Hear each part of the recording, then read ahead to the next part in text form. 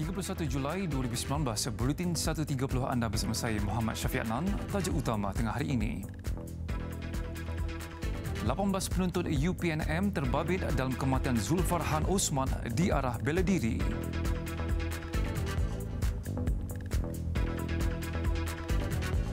Empat suspek diburu, larikan barang kemas RM700,000.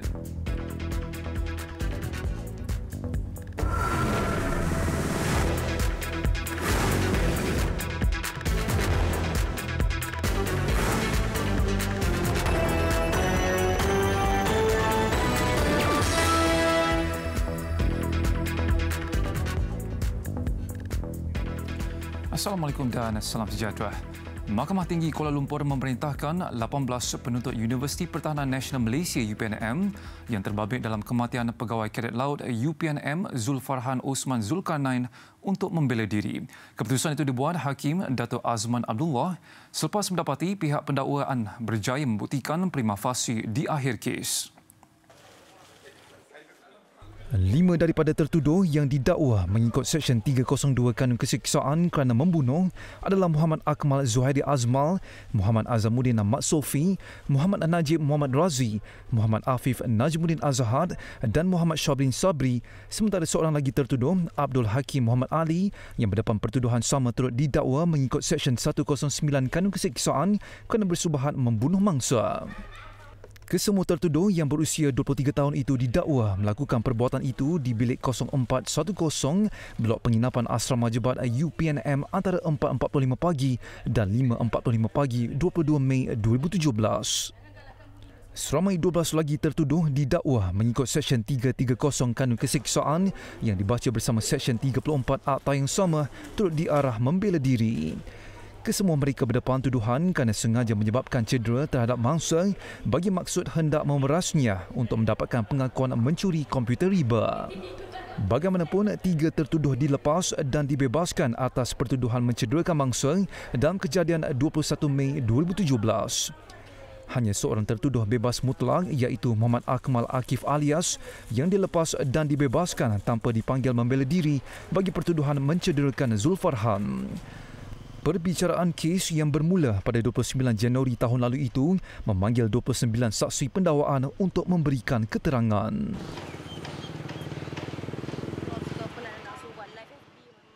Saya bersyukur kepada Allah Taala supaya apa ni dapat memberi keputusan yang memihak kepada pihak saya. Dan saya juga berterima kasih kepada rakyat Malaysia yang mendoakan supaya arwah mendapat pembelaan dan kata tuduhan membunuh. Jadi terima kasihlah semua. Kemudian masih terasa lagi. Setiap malam saya akan mendengar suara bila hari raya terasa beliau tiada.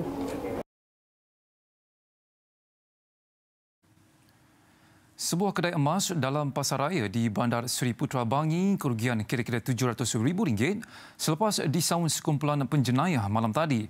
Rakaman kamera litar tertutup CCTV di lokasi mendapati 3 suspek bersenjatakan tukul besi masuk ke dalam kedai, manakala seorang lagi suspek berkawal di hadapan kedai menggunakan objek dipercayai pistol.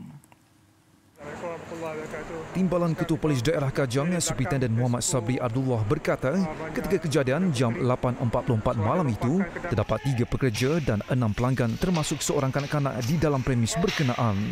Mereka berlalui detik cemas apabila suspek meluru masuk dengan memakai topi keledar berpenutup penuh yang juga menyebabkan pengunjung lain bertempiaran lari.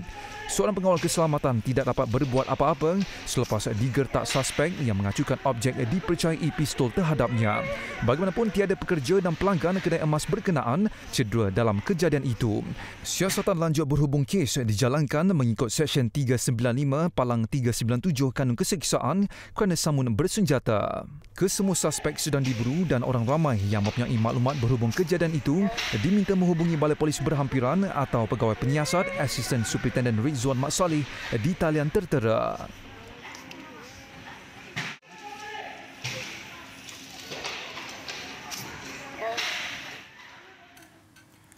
Dua peniaga didakwa di Mahkamah Session di Ipoh atas pertuduhan merasuah pegawai imigresen sebanyak RM5,000 2 tahun lalu.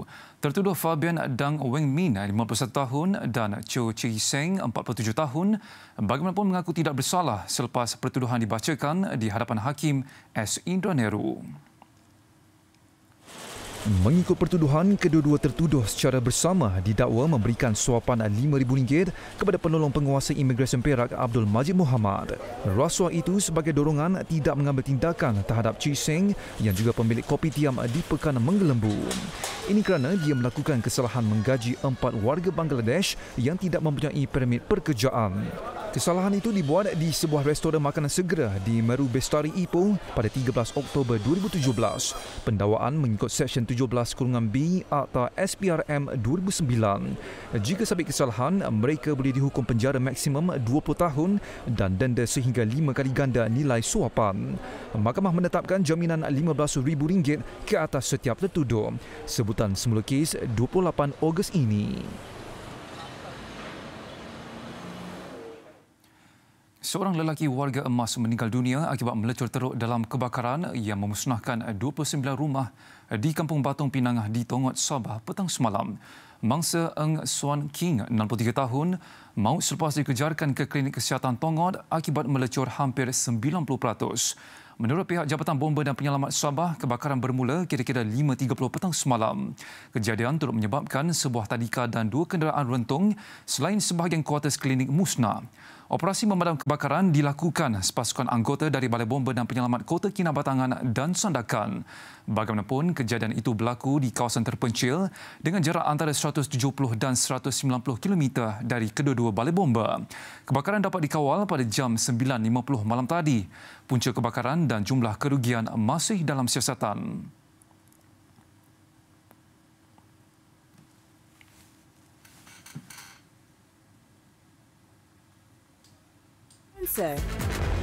Swafoto Sportif, unlock your style, dibawakan oleh Vivo S1.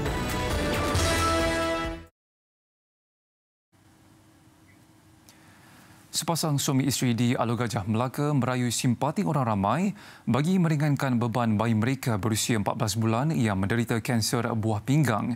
Nur Ifat Amani Muhammad Safwan yang kini sedang menjalani rawatan kemoterapi, namun saiz tumor kanser berkenaan terus membesar. Menurut ibunya, Nurul Faizah Hamzah, bayi cukup sifat ini disahkan mengidap kanser berkenaan sejak 27 Jun lalu. Dia dan suami Muhammad Safwan Ramli terpaksa berulang-alik dari Masjid Tanah ke Hospital Chancellor Tuanku Muklisah UKM di Ibu Negara kerana ketiadaan pakar di Hospital Melaka. Perkara itu sedikit merumitkan apabila punca pendapatan keluarga ini hanyalah daripada si bapa yang bekerja sebagai pengawal keselamatan. Sebenarnya kita memang tak sangka dia ada sakit. Yang kita nampak bonjolan awal tu kita ingat dia terantuk ke apa kan. Tapi bila kita dah tahu tu kanser, so kita macam sebenarnya saya tak boleh nak bagi apa-apa pun. Bila doktor cakap dua-dua belah dah kena, lagi berat lah kan. Sebab dua-dua belah. Kalau dia dua-dua tak dapat selamat, dia tak ada buah pinggang. Macam mana? Doktor juga menganggarkan kos pembedahan RM25,000 selain kos ulang-alik RM200 setiap kali rawatan. Kepayahan keluarga ini mendapat perhatian Menteri Pembangunan Usahawan yang juga Ahli Parlimen Alor Gajah, Datuk Seri Rizwan Ahmad Yusof. Tegasnya, pihak berkuasa di Melaka perlu segera tampil dengan meluluskan apa jua bantuan segera kerana kes ini kronik membabitkan nyawa. Tapi apa pun saya mohon supaya dipercepatkan. Ini perkara ni orang kata tu antara hidup dan mati. Ya? Kalau kita tengok kaedahnya hari ini kita kena menurut peraturan mendapat kelulusan daripada majlis-majlis tertentu, Majlis Agama Islam dan sebagainya. Tapi itu tidak apa kata, kita tak perlu lah nak menunggu mana yang boleh kita bantu. Ya? Proses tu kita kena ikut, kita kena akur. Tapi cuma saranan saya kepada yang bertanggungjawab tu percepatkan kelulusan supaya orang boleh datang sama-sama membantu. Kepada yang ingin menghulurkan bantuan, boleh menghubungi terus Nurul Faizah atau menyumbang di nombor akaun tertera.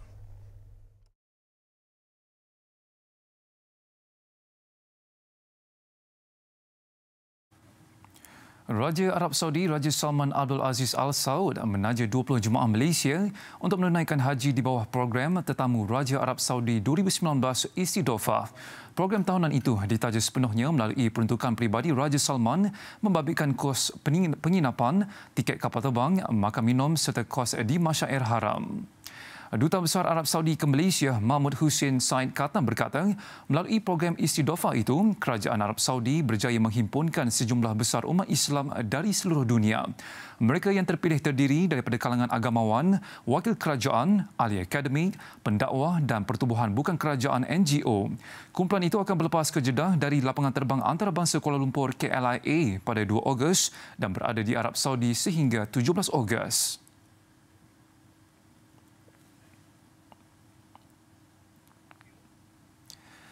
FWD Takaful Berhad Mensasar berada di tempat kelima dalam kalangan syarikat insurans bagi takaful keluarga di Malaysia dalam tempoh 5 tahun lagi. Menurut Ketua Pegawai Eksekutifnya, Salim Majid Zain, pihaknya yakin dengan pertumbuhan industri takaful di negara ini yang dilihat memiliki potensi besar. For the family takaful operator, there is 12 companies and we are currently at number 11. And our vision is actually to move the needle up, obviously, to at least number 5 in the next 5 years or less. So that to be at number 5, you need to have at least 15% of the market share, or by then slightly more than 15. Yeah. Terdahulu berlangsung Majlis Pelancaran Jenama FWD Takaful Berhad. Malaysia adalah pasaran ke-9 yang ditembusi FWD dalam tempoh hanya 5 tahun. FWD Takaful adalah unit perniagaan takaful pertama FWD Group. Ia juga sebahagian kumpulan pelaburan Pacific Century Group yang turut meliputi pasaran di Hong Kong, Thailand, Indonesia, Filipina, Vietnam dan Jepun.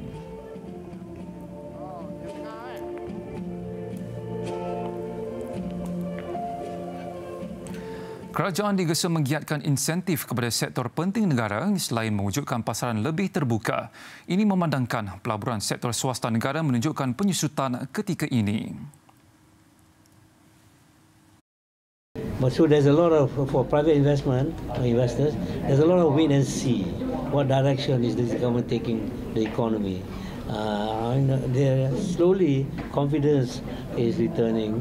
The fact that those criminal charges have been proffered against some of the wrongdoers, corruptors and so on, is helping to stabilize and change perception positively. So hopefully private investment will come in. Pelaburan sektor swasta negara suku ketiga tahun lalu adalah pada 6.9%. Bagaimanapun ia susut kepada 0.4% bagi suku pertama tahun ini. Dalam pada itu, MIER juga menyemak naik prospek pertumbuhan ekonomi daripada 4.5% kepada 4.6%.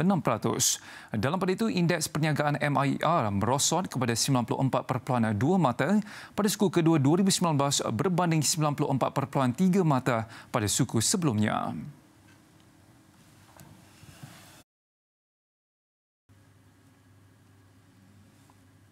Laporan luar negara. Di Perancis, seorang pekerja maut apabila besi perancah yang digunakan bagi menyokong struktur binaan bangunan runtuh.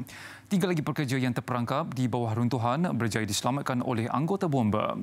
Insiden berlaku di sebuah tapak bangunan yang sedang diubah suai untuk dijadikan bangunan perumahan di selatan Paris.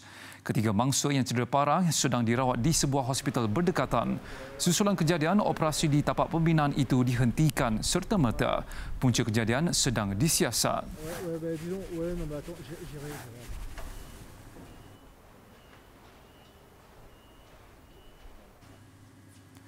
Sekurang-kurangnya 5 orang termasuk 2 anggota polis terbunuh dan 25 yang lain cedera apabila sebutir bom yang dipasang pada sebuah motosikal diledakkan di Quetta, Pakistan. Menurut Ketua Polis Wilayah Mohsin Hassan Bad, sasaran serangan adalah sebuah van polis yang diletakkan di luar sebuah balai polis. Bom yang dipasang pada motosikal berkenaan diletupkan dengan menggunakan alat kawalan jauh. Jurucakap bagi Kerajaan Wilayah Liagat Syawani berkata, kejadian berlaku berhampiran sebuah pasar yang sibuk. Kebanyakan mangsa yang cedera adalah orang awam. Jumlah kematian dijangka meningkat kerana kebanyakan mangsa yang cedera dilaporkan kritikal. Setakat ini, tiada pihak mengaku bertanggungjawab mendalangi serangan.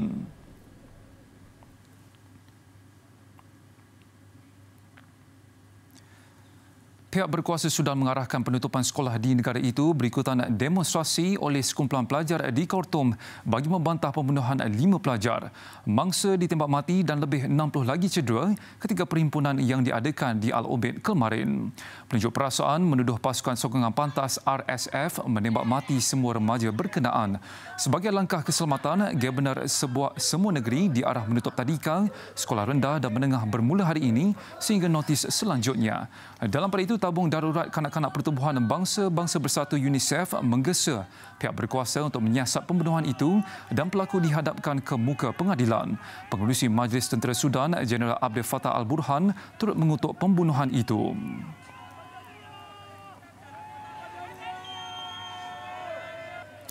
Pertempuran terbaru tercetus di antara penunjuk perasaan pro-demokrasi dan polis di Hong Kong.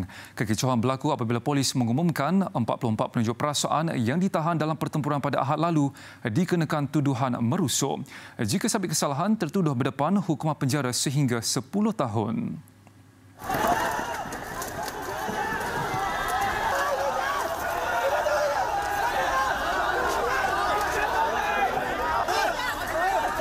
Polis menggunakan semburan lada untuk meleraikan penunjuk perasaan yang berkumpul di luar sebuah balai polis di daerah Kwai Chung. Penunjuk perasaan bertindak membaling botol plastik dan payung ke arah polis. Sejak 2 minggu lalu, berlaku peningkatan dalam tahap keganasan antara kedua-dua pihak. Polis terpaksa berulang kali melepaskan tembakan peluru getah dan gas pemedih mata untuk menyuraikan peserta bantahan yang melontarkan objek ke arah polis. Langkah untuk mengenakan tuduhan ke atas 44 penunjuk perasaan itu dibuat sehari selepas Beijing secara terbuka menyokong Ketua Eksekutif Hong Kong Carrie Lam dan polis serta menegaskan penunjuk perasaan yang bertindak ganas harus dihukum dengan segera. Yang Guang, jurucakap Pejabat Hal Ehwal Hong Kong dan Macau yang mempunyai kuasa peringkat kabinet atas bekas tanah jajahan Britain itu berkata, tiada masyarakat bertamadun atau yang mematuhi undang-undang akan bertolak ansur terhadap keganasan yang berleluasa.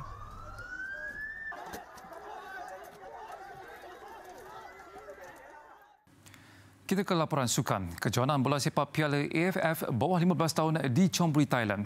Skuad muda negara berjaya merakam kemenangan kedua apabila menewaskan Kemboja 2-0 pada aksi kedua kumpulan B. Selepas membelasah Brunei 8-0 pada perlawanan pembukaan Ahad lalu, barisan pemain bawah 15 negara sekali lagi menunjukkan aksi memberangsangkan berdepan Kemboja di Stadium IPE Chonburi. Gol kemenangan Malaysia dijaringkan oleh Muhammad Izzuddin Ibrahim pada minit ke-63 dan Muhammad Alif Izwan Yuslan pada minit ke-66. Aksi ketiga esok lebih sukar apabila akan berdepan Australia yang memiliki kelebihan fizikal. Ketua Jurulatih P. Maniam berkata, beliau berpuas hati dengan prestasi anak-anak buahnya walaupun terlepas beberapa peluang terbaik menambah gol. Maniam yakin dengan sedikit perubahan taktikal serangan, pasukannya mampu untuk mengekalkan kemenangan pada kejohanan itu.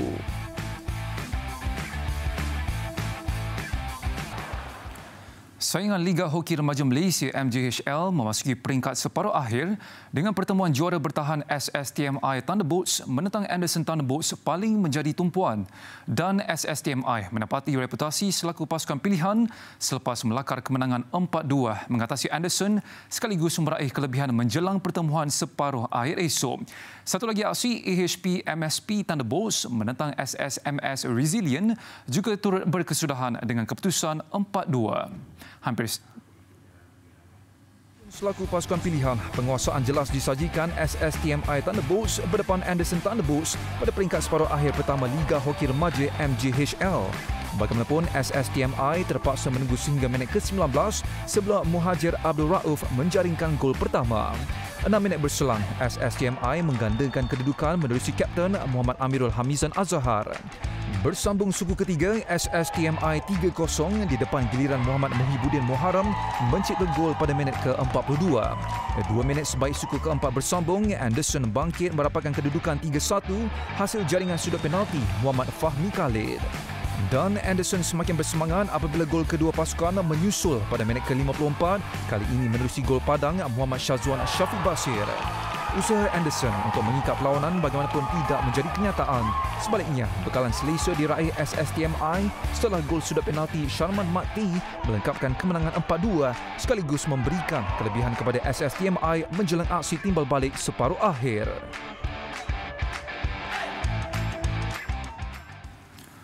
Walau hampir setengah jam bersiaran, Buletin 1.30 berhenti di sini. Kepelbagaian seni atas kopi dan latte kami pilih sebagai penutup Buletin tengah hari ini. Tapi sebelum itu kita saksikan dulu segmen BU Extra. Oleh itu saya Muhammad Syafiq Anan. Salam hormat dan Assalamualaikum.